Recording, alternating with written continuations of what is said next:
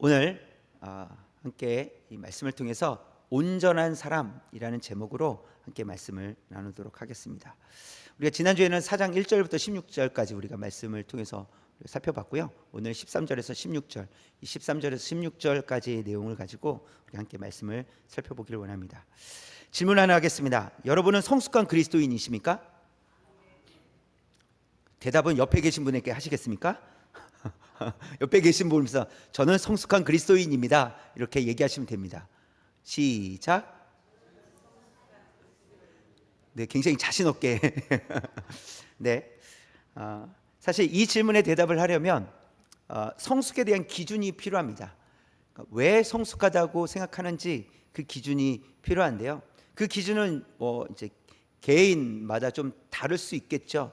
그래서 이 질문은 개인적으로 받는 질문이라면 내가 생각할 때 나는 성숙한 그리스도인이 맞아 하면 나는 성숙한 그리스도인입니다 라고 말할 것이고, 그렇지 못하다면요, 저는 아직 성숙하지 못했습니다, 이렇게 대답을 할 겁니다.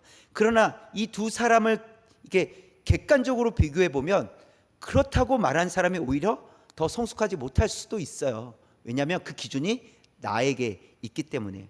근데 어쨌든 내가 성숙하다 성숙하지 않다라고 스스로 결정할 때는 기준이 있다라는 거예요. 이유가 있다라는 거죠. 그 기준에 따라 성숙하기도 하고 그 기준에 따라 성숙하지 않기도 한다는 것입니다. 성경에서도 성숙함에 대한 이야기가 많이 나옵니다. 예수님께서 제자들을 데리고 이 산에 올라가셔서 말씀하실 때가 있었어요. 그것을 산상수훈이라고 해요. 그래서 마태복음 5장부터 7장까지가 이제 산상수훈의 이야기거든요. 거기서 이제 예수님께서 말씀하시는 그런 사람들을 볼 때 그 사람들은 굉장히 성숙한 사람들이어야 한다는 것이에요. 그래서 예수님께서 원하시는, 우리에게 원하시는 모습, 또 제자들을 향해서 원하시는 모습은 무엇이냐면 성숙한 그리스도인으로 살아가라라는 것이었어요. 또 히브리서 11장에서는 믿음으로 살았던 사람들의 명단이 나옵니다. 믿음으로 아브라함은, 그래서 믿음으로 누구는, 그래서 믿음으로 살았던 사람들이 나오는데요, 그들은 믿음으로 성숙한 삶을 살았던 사람들이다라는 것을 성경은 말씀해 주고 있어요. 사실 이 히브리서 11장에 있는 말씀을 우리가 읽어보면, 그리고 그 인물에 대해서 우리가 알고 있다면 야, 이렇게 살아가는 게 쉽지 않은데 라고 우리는 생각할 거예요. 그런데 성경은, 또 하나님께서는 우리를 향해서 그렇게 성숙해지도록 해라, 성숙한 삶을 살아라 라는 것을 우리에게 말씀해 주고 계시다라는 거예요. 또 욥기서는 고난의 이유를 알 수 없지만 이 욥이 고난을 받는 이제 그런 내용을 다루고 있습니다. 그래서 의인에게도 고난이 닥칠 수 있다라는 그런 메시지가 담겨져 있고요. 그리고 또 욥을 통해서 우리가 보게 되는 것은 끝까지 하나님을 바라보았다라는 거예요. 그렇다는 것은 욥에게도 성숙한 그 모습이 있었기 때문이다라는 것을 알 수 있습니다. 오늘 말씀에서도요, 이 온전한 사람을 언급합니다. 온전한 사람. 온전한 사람이란 어떤 사람이냐? 성숙한 사람이라는 거예요. 온전한 사람은 성숙한 사람이다.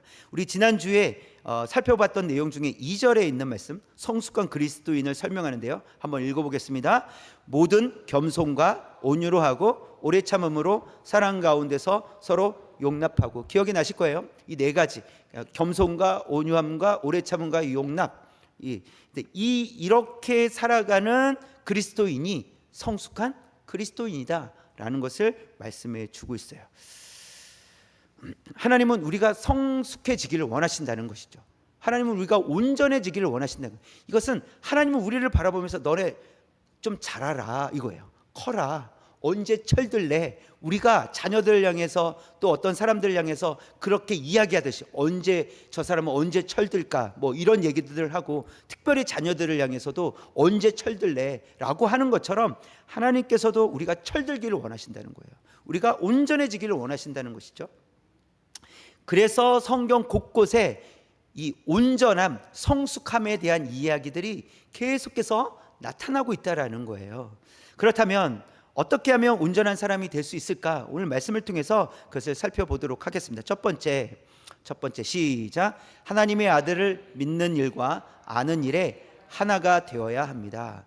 하나님의 아들을 믿는 것, 그러니까 믿는 것과 아는 일에 하나가 되어야 된다라는 거예요. 그래서 이 두 가지를 말씀하시죠. 믿는 것과 아는 일이 하나가 되는 거예요. 믿는 것, 아는 것이 하나가 돼야 된다, 이런 의미예요. 그래서 먼저 예수님을 믿는다는 것이 뭘까? 어떤 예수님을 믿겠냐는 거예요. 어떤 예수님을 믿고 있느냐는 거예요. 여러분, 예수님은요 참 하나님이시면서 참 인간이십니다. 완벽한 하나님이시면서 완벽한 인간으로 이 땅에 오셨어요. 그러니까 50%는 하나님이시고 50%는 인간이다, 그런 게 아니에요. 100% 하나님이시고 100% 인간으로 오셨어요. 예수님께서 이 땅에 오셔서 겪으신 고통은 우리가 겪는, 우리가 느끼는 고통 그대로 똑같이 겪으셨다라는 거예요. 예수님은 하나님이시기 때문에 고통이 덜 하셨을까? 고통을 느끼지 않으셨을까? 아니라는 거예요. 완벽한 인간으로 오셨기 때문에 자그만 이게 살짝 피가 나도 아프게 느껴지는 우리처럼 동일하게 고통을 겪으셨다라는 거예요. 히브리서 2장 18절에 있는 말씀인데요. 시작. 그가 시험을 받아 고난을 당하셨은즉 시험 받는 자들을 능히 도우실 수 있느니라. 예수님께서 시험을 받으셨고 고난을 당하셨기 때문에 우리가 고난을 받고 시험 받을 때 우리를 도우실 수 있다. 우리의 그 고통과 아픔을 먼저 다 경험하셨기 때문에 아실 수 있다, 이렇게 말씀하시는 겁니다. 또 예수님은 어떤 분이십니까? 예수님은 하나님의 뜻을 따라 사람의 모양으로 나타나셔서 십자가에서 죽으시고 또 3일 만에 부활하신 분이시다라는 거예요. 그러니까 우리가 그 예수님을 믿는다라는 거예요. 하나님의 뜻을 따라 이 땅에 오셔서 십자가를 지시고 부활하신 예수님을 우리가 믿습니다라는 거예요. 또 예수님은 어떤 분이십니까? 우리의 대제사장이 되셔서 자신의 몸을 속죄 제물로 삼아서 영원한 속죄 제사를 드리신 분이라는 거예요. 우리 죄를 위해서 스스로 속죄 제물이 되셔서 속죄 제사를 드리셨다라는 것입니다. 또 예수님께서는 피를 흘려 주셔서 우리의 모든 죄를 속량해 주신 분이시다라는 거예요. 우리가 그 예수님을 믿는다라는 거예요. 요한복음 1장 29절 시작. 이튿날 요한이 예수께서 자기에게 나오심을 보고 이르되 보라, 세상 죄를 지고 가는 하나님의 어린 양이로다. 성경은 예수님을 향해서 세상 죄를 지고 가는 하나님의 어린 양이다, 이렇게 말씀하고 있어요. 우리 죄를 대신 지신 분이라는 거예요. 우리가 그분을 믿는다라는 것을 말씀하고 있습니다. 또 예수님은 나무에 달리심으로 저주를 받으셔서 우리가 받아야 될 저주를 대신 받으신 분이시다라는 것을 말씀해 주고 있어요. 갈라디아서 3장 13절 시작.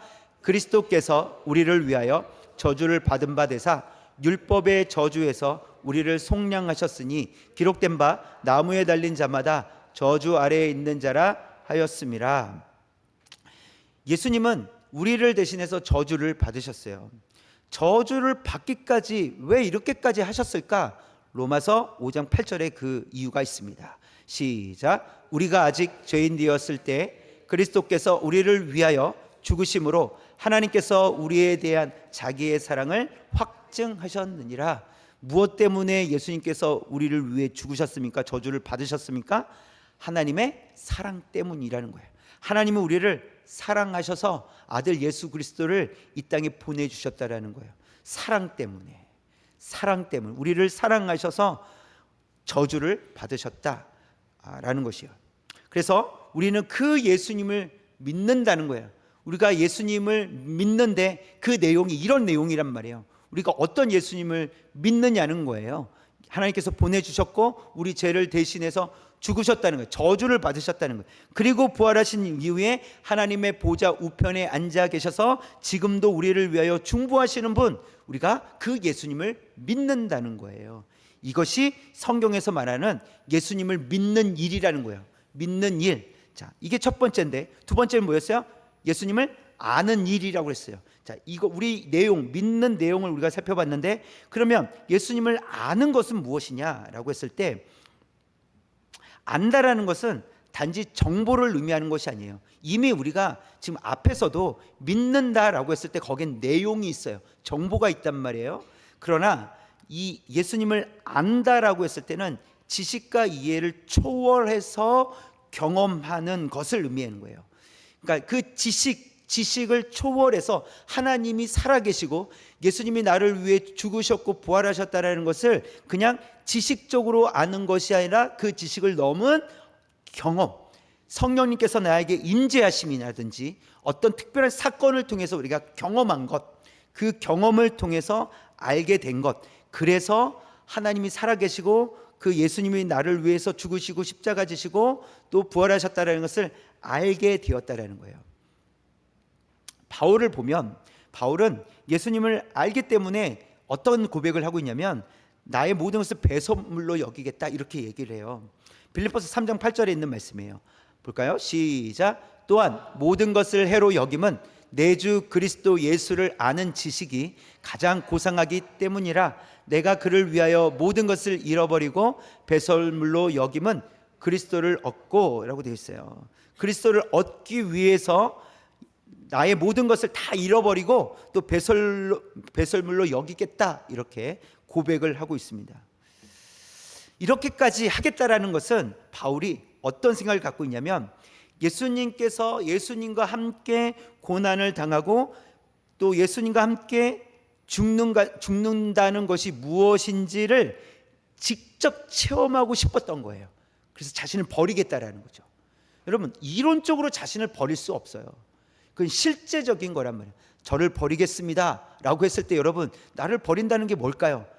내가 말을 했으니까 이걸로 끝입니다, 이렇게 설명이 안 된다는 거예요.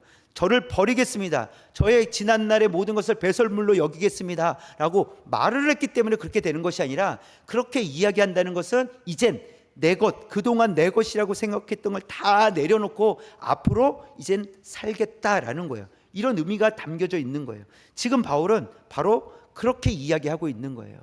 그래서 배설물로 여기겠다라고 고백하고 있는 거예요. 무엇을 경험하기 위해서요? 살아계신 하나님을 경험하기 위해서. 실제로 내가 죽는다는 것이 무엇일까? 내가 고난 당한다는 것이 뭘까? 내가 고난 당함에도 불구하고 하나님의 뜻이 이루어진다는 것이 무엇일까를 직접 경험하고 싶다라는 거예요. 내가 나를 포기했을 때 어떤 일이 일어나는지 직접 하나님의 말씀의 토대로 해서, 말씀을 근거해서 경험하고 싶다는 거예요. 하나님은 이렇게 말씀하셨는데 이 말씀이 실제로 이루어지는지 이루어지지 않는지 나도 이렇게 살아야 되겠다라고 결단하는 것, 바로 그것을 아는 것이라고 얘기하는 거예요. 아는 것. 그래서 바울은 아직 부족하지만 계속해서 달려가겠다고 해요. 지금 이 고백을 따라 계속해서 끊임없이 나는 따라가겠습니다, 전진하겠습니다, 뛰어가겠습니다 라고 그렇게 고백을 하고 있어요. 빌립보서 3장 12절 시작. 내가 이미 얻었다 함도 아니요 온전히 이루었다 함도 아니라 오직 내가 그리스도 예수께 잡힌 바 된 그것을 잡으려고 달려가다. 얼마나 애쓰고 있습니까? 아직 다 이루어진 것도 아니고 다 얻은 것도 아니지만 나는 계속해서 그것을 잡으려고 달려갑니다 라고 고백하고 있다라는 사실입니다. 이것은 바울은 머리로만 믿는 것에서 그치지 않았다라는 거예요. 머리로만 아는 것에서 그치지 않았다라는 것을 말씀하고 있어요. 그래서 머리로 이해하고 깨달은 것, 하나님의 말씀을 깨달은 것을 가지고 삶 가운데에서 살아내겠다라는 거예요. 실제로 예수님께서 나를 따라오려거든 십자가를 지고 너 자신을 부인하고 십자가를 지고 나를 따르라 라고 한 그 말씀대로 나를 부인하고 주님만 바라보면 따라가고 싶다라는 거예요. 그리고 그렇게 실제로 그렇게 실천하겠다라는 고백이 바울의 고백이라는 사실입니다. 여러분, 성도로서 고민해야 될 부분이 바로 여기입니다. 우리 머리로는 알겠는데 삶으로 왜 잘 나타나지 않을까? 우리 이 고민을 해야 돼요. 머리로는 우리가 충분히 들었고 여러 번 들었고 또 깨닫기도 했고 맞다라고 인정까지 하고 있는데 왜 삶 속에서는 잘 나타나지 않을까? 이 고민이 우리가 돼야 돼요. 성도들은 이 고민을 가지고 살아가야 됩니다. 여러분 어떠십니까? 여러분은 예수님을 지식적으로 알고 계십니까? 아니면 지식을 초월하는 경험적인 것으로 알고 확신하고 계십니까? 머리로만 알고 계시는지, 또 삶 가운데서 살아계신 하나님을 경험하고 계시는지. 사실 우리에게는 이 두 가지가 다 필요합니다. 머리로도 알아야 되겠고요, 또 삶 속에서도 경험이 필요합니다. 그래서 첫 번째, 머리로 알기 위해서는 그래서 성경을 공부하는 일이 우리에게 필요한 거예요. 말씀을 공부해야 돼요. 그렇지, 하나님은 어떤 분이신지, 무엇을 행하셨는지, 예수님이 이 땅에 왜 오셨는지, 예수님은 어떤 일을 행하셨는지, 그 의미가 무엇인지를 말씀을 통해서 깨닫게 되는 거거든요.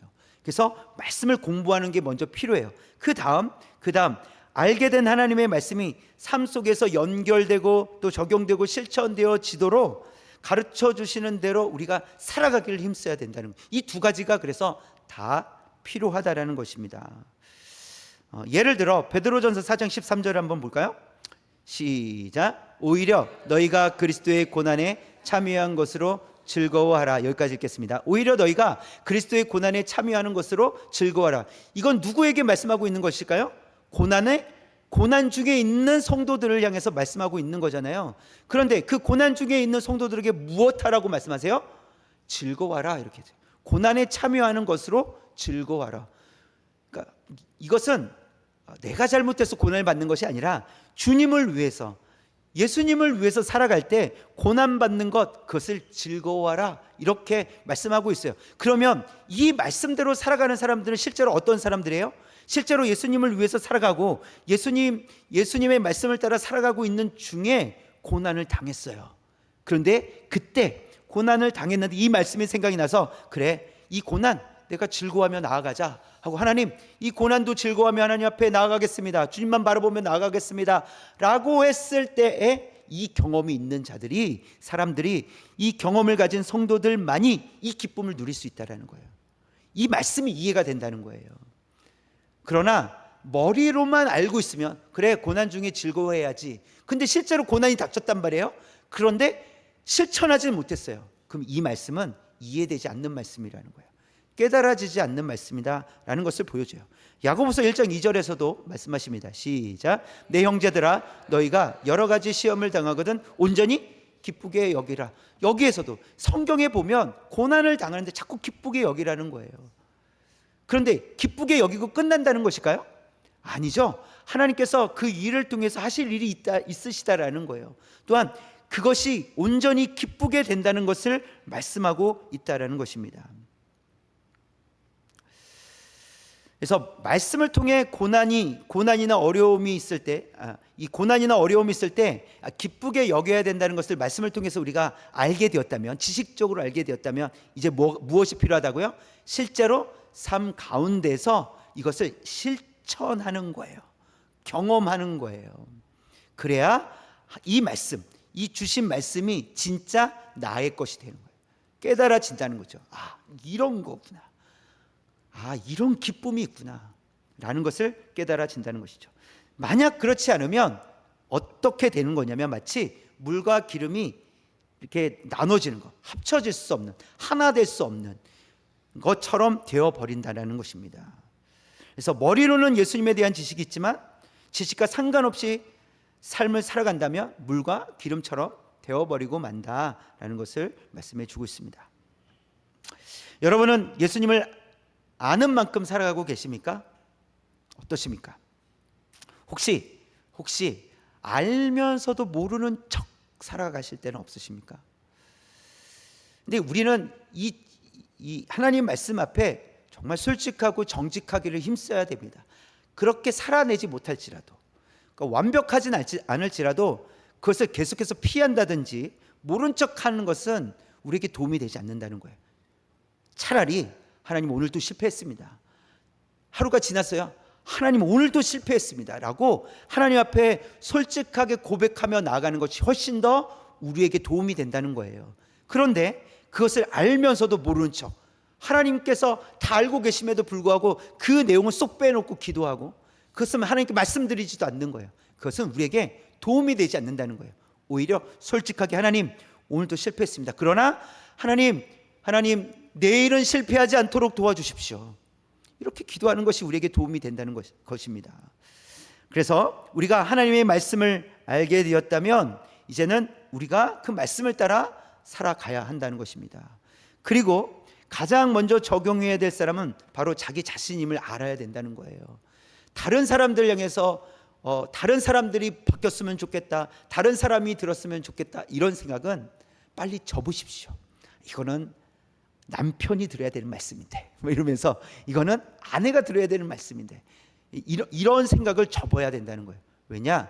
나에게 먼저 하나님 주시는 말씀이라는 거예요. 나에게 그 말씀이 적용이 되고 실천이 된다면 나를 통해서 또 내 주변에 있는 사람들에게까지 그것이 영향을 미치게 되기 때문에 그렇습니다. 그래서 저와 여러분이 하나님의 말씀을 알고 또 하나님 예수님을 믿는 일과 또 예수님을 아는 일에 하나가 되어서 지식적으로 아는 그 예수님을, 그 내용들, 성경의 말씀을 삶 속에서 적용하여 실천해 가는 저와 여러분 되시길 주님의 이름으로 축원합니다. 두 번째는요. 자, 그렇다면 우리가 온전한 사람이 될 때 어떤 유익이 있을까라는 거예요. 믿는 것과 아는 일이 하나가 되는 것이 우리가 온전한 사람이 되는 것인데, 그 온전한 사람이 될 때 또 어떤 유익이 있을까를 세 번째로 살펴볼 건데요. 이 두 번째 보니까 시작. 어린아이의 일을 버릴 수 있습니다. 어린아이의 일을 버릴 수 있다라는 거예요. 우리가 온전하게 되면 어린아이의 일을 버리게 된다. 14절에 있는 말씀이에요. 시작. 이는 우리가 이제부터 어린아이가 되지 아니하여 사람의 속임수와 간사한 유혹에 빠져 온갖 교훈의 풍조에 밀려 요동하지 않게 하려 함이라. 보면 이 어린아이의 이 특징이 있어요. 특징. 순수하면서도 미성숙함이 어린아이의 특징입니다. 그래서 말씀처럼 사람의 속임수와 간사한 유혹에 빠질 수 있다라는 거예요. 어린아이와 같다면 속임수에 쉽게 넘어간다는 거예요. 유혹에 쉽게 넘어간다라는 것을 말씀해 주고 있습니다. 골로새서 2장 8절에 있는 말씀 볼게요. 시작. 누가 철학과 헛된 속임수로 너희를 사로잡을까 주의하라. 여기까지 읽을게요. 누가 철학과 헛된 속임수로 너희를 사로잡을까 주의하라. 그러니까 철학은요 좀 고차원적인 어떤 생각들이에요. 눈에 보이지 않는 것들을 이성적으로 그것들을 생각하고 말하는 것이에요. 그래서 내가 그것을 고민해 보지 않은 사람이라면 그것을 이해하기가 참 어려운 것이 철학입니다. 그러나 그런 철학, 그래서 그런 조금 고차원적인 이야기를 한다든지 헛된 속임수, 그리고 이것은 말씀을 잘못 전한다든지 또한 또 진리가 다른 데 있다고 하는 그런 헛된 속임수로 우리에게 다가올 때 우리가 거기에 넘어가지 않도록 우리가 자라가야 된다는 거죠. 온전한 사람이 된다면 우리가 이것을 이겨낼 수 있다는 거예요. 그런데 온전한 사람이 되지 않으면 이길 수 없게 된다는 것을 말씀해 줍니다. 그런데요 여러분, 우리가 모든 것을 다 무시하고 살아간다는 것이 쉽지는 않습니다. 그래서 누군가 어떤 얘기를 하면 그것이 야 정말 그럴듯하다, 진짜처럼 들린다 하는 이야기들이 실제로 있거든요. 그래서 누군가가 말을 했을 때 그것들을 다 무시하기도 어렵습니다. 우리가 알지 못하는 영역에 있는 이야기들을 한다면, 전문적인 지식을 가지고 이야기를 한다면 우리는 알 수 없잖아요. 그래서 무시할 수는 없죠. 또 때로는 그래서 우리는 어떤 그렇게 말하는 사람 더 잘 되는 것 같고 그들의 생각이 더 자유롭고 어딘가에 매이지 않는 것처럼 보일 수도 있어요. 굉장히 자유롭게 살아가고 더 이게 진리가 너희를 자유케 하리라 말씀하셨는데 오히려 그들이 더 자유롭게 살아가는 것처럼 그렇게 보일 수도 있습니다. 그런 상황들이 우리의 마음에 갈등을 일으킬 수도 있습니다. 야, 저들은 왜 저렇게 자유롭지? 이럴 수도 있어요. 나는 왜 자유롭지 못한 것 같지? 어딘가에 매여 있는 것 같지? 라고 생각할 수도 있다라는 거예요. 그런데 하나님 말씀이 이런 거예요. 그런 말에 속아 넘어가지 않으려면 성도들, 우리를 향해서 성숙해져야 된다, 성장해야 된다라는 것을 말씀해 주시는 거예요. 그래서 온전한 사람이 되어야 한다. 그래야 어린 아이의 일을 버릴 수 있다. 그래서 속지 않는다라는 것을 말씀하고 있어요. 또 어린아이의 특징이 유혹에 빠지는 거죠. 그래서 유혹에 빠지지 않도록 하기 위해서 온전해져야 된다라는 것을 말씀해 주고 있어요.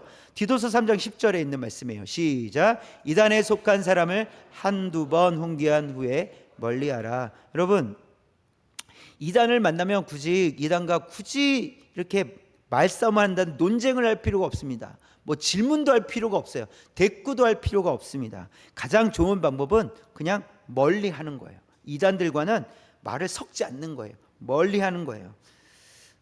그러나 우리가 생각해야 될 것은 또 우리가 사람 자체를 비난하거나 무시하려는 것이 아니에요.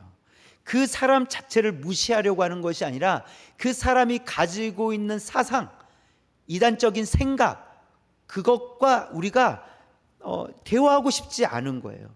그것을 무시하는 거지 사람 자체를 비난하거나 무시하려고 하는 것이 아니라는 것을 우리가 기억해야 됩니다. 그래서 혹시나 우리의 태도 속에 사람을 무시하는 태도가 있다면 그것을 우리가 조금 피하고 고쳐야 될 부분이에요. 그 사람에 대해서는 우리가 같은 인격체잖아요. 그러니까 그 사람에 대해서는 인정할 건 인정하지만 그러나 그 사람이 말하는 이단적인 요소, 내용들은 우리가 무시하는 거예요. 그래서 정중하게 말하고 싶지 않다라는 거예요. 정중하게 돌려보내는 거예요. 여러분, 여전히 요즘은 집에 찾아오는 이단들이 많지는 않은 것 같아요. 요즘에는 거의 없어요. 아마 코로나 이후에 또 그런 것 같기도 해요. 거의 없어요. 혹 찾아온다면 어떻게 해야 됩니까? 돌아가세요 하고 끝내시는 거예요. 대꾸하지 그냥 돌아가세요 이렇게 하시는 거예요. 또 이런 사람들이 있습니다. 저 교회 다닙니다. 길거리에서 만났는데 저 교회 다닙니다 라고 하는데도 끝까지 쫓아와서 계속해서 뭔가 질문하고 이야기하는 사람들, 그런 사람들은 멀리 하셔야 됩니다. 사람들은 정상적으로 우리 건강한 교회에 다니는 사람들이 아니라는 거예요. 이단에 속해 있기 때문에 교회를 다닌다고 하면 더 달라붙어요. 더 뭔가를 얘기해요. 오히려 그래요. 왜냐? 그들은 정상적으로 생각하지 않기 때문에 그래요. 그래서 그들을 멀리 해야 된다는 거예요. 또 이런 사람들 있죠. 조용히 아무한테도 얘기하지 마세요. 저기 좋은 성경 공부하는 데가 있는, 같이 한번 가보시자고. 아무한테도 얘기하지 마시고 이러면서 제일 좋은 거니까 특별히 제가 말씀드린다고. 그럼 어떻게 해야 됩니까? 옳았구나, 좋은 기회구나 이러면서 가야 되겠습니까? 아니죠. 네, 거기도 이단이라는 거예요. 그리고 이단들의 수법 중에서는 말하지 말아주세요 이런 게 있어요. 여러분, 처음부터 거짓말인 거예요. 그러니까 어떻게 말하지 말라고 얘기합니까? 그렇죠? 그렇게 이야기할 때는 이단이구나. 그리고 여러분과 이 친분이 있는 사람들 중에서도 그런 사람이 있을 수 있습니다. 가깝다고 하는 사람들 중에서도 그런 사람이 있을 수 있어요. 그래서 조심해야 될 것은, 사람도 사실 조심해야 되겠지만 그 내용, 그러니까 그와 같은 이단의 요소들을 가지고 접근해 온다면 그것을 멀리하는 거예요. 그것에 대해서 더 이상 말하지 않도록 하는 것, 그것이 우리에게 필요하다는 것입니다. 저와 여러분이 이 말에 좌지우지되지 않기를 원합니다. 우리가 말씀 위에 견고해지는 성도로 살아갈 수 있기를 원합니다. 그래서 어린아이의 일을 버리고 성숙해지는 거예요. 성숙해짐이 우리에게 필요하다라는 것입니다. 그래서 온전한 사람이 될 때 우리는 유익해질 수 있어요. 그러니까 그런 유혹과 속임수로부터 우리는 이길 수 있다. 그리고 넘어가지 않을 수 있다라는 것을 말씀해 주고 있습니다.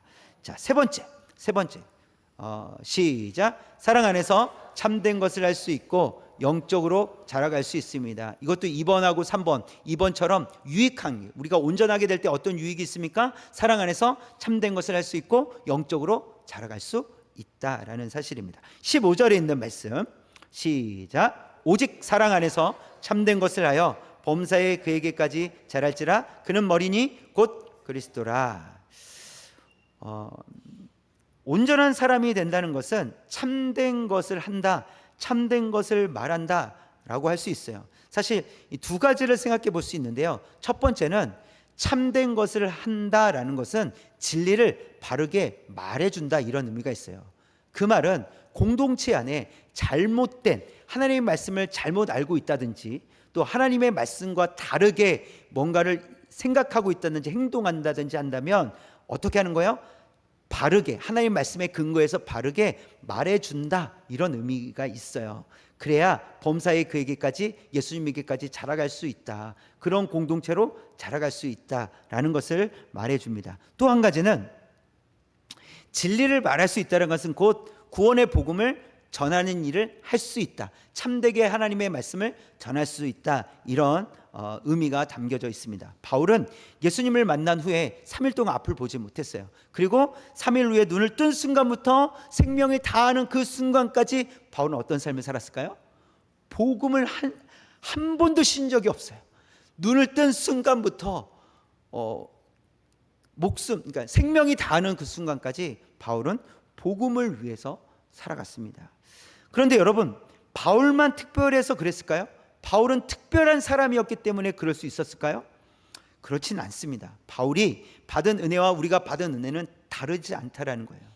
하나님께서 바울에게는 한 100가지의 은혜를 주시고 우리는 한 10가지의 은혜를 주신 걸까요?